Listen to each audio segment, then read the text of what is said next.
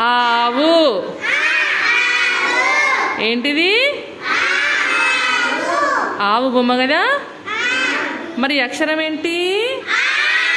ఆ. ఇప్పుడు మనం ఆ గేయం నేర్చుకుందాం. ఆ. ఆవు పాలు పితుకుదాం, ఆకలంటూ తాగుదాం, ఆరోగ్యమునిచ్చేటి ఆవులనే మొక్కుదాం.